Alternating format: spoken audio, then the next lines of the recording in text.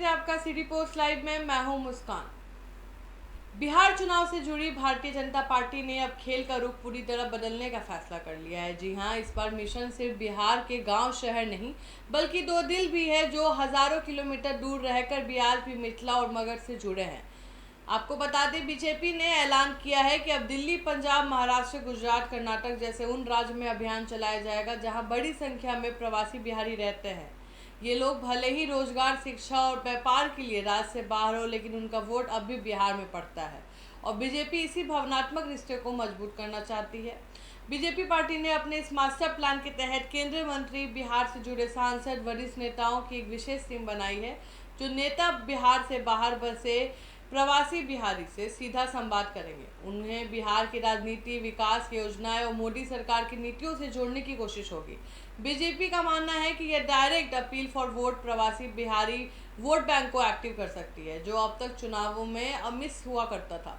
BJP नेतृत्व ने साफ किया है कि दिल्ली, एनसीआर, मुंबई, पुणे, लुधियाना, चंडीगढ़, अहमदाबाद, बेंगलुरु जैसे शहर में कैंपेन के केंद्र में रहेंगी, और क्योंकि यह वो हॉटस्पॉट है जहां लाखों बिहारी काम करते हैं और चुनाव के वक्त घर लौटकर वोट डालने की मादा रखते हैं। नीति जानने वाले विशेषज्ञों की माने तो यह कदम बेहद सूझबूझ भरा है। बीजेपी इस वक्त जमीनी स्तर पर एनडीए के भीतर सीट शेयरिंग और नेतृत्व को लेकर चर्चाओं में उलझी है। ऐसे में प्रवासी बिहारियों को साधना एक तरह से स्ट्राइक बियॉन्ड बॉर्डर जैसा है। पानी बिहार से बाहर रहकर भी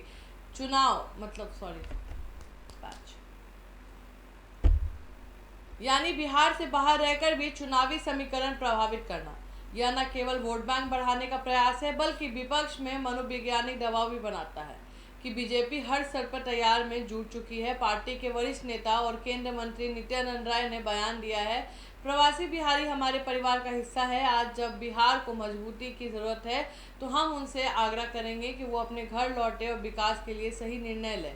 इस मास्टर प्लान पर आरजेडी और जेडीयू ने सवाल उठाए हैं। राजद प्रवक्ता ने इसे भावनात्मक ढकोसला बताया है। कहा है कि बीजेपी बिहार में स्थानीय मुद्दों से ध्यान भटकाना चाहती है। वहीं जेडीयू ने कहा है कि जनता को ये दिखावा समझ में आता है। प्रवासी बिहारी सिर्फ प्रचार से नहीं, जमीनी सच्चाई देखकर वोट डालते हैं। बीजेपी का यह कदम राजनीति के मैदान में एक नया प्रयोग माना जा रहा है।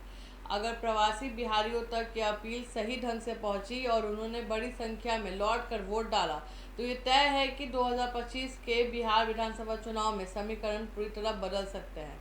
आगे हम आपको बताएंगे कि किन तारीखों में कौन कौन नेता प्रवासी बिहारियों से मिलने वाले हैं और क्या होगा इस संपर्क से समर्थन के रणनीति का असर। फिलहाल इस खबर में इतना ही है। आगे की खबरों के लिए बने रहे हमारे साथ। धन्यवाद।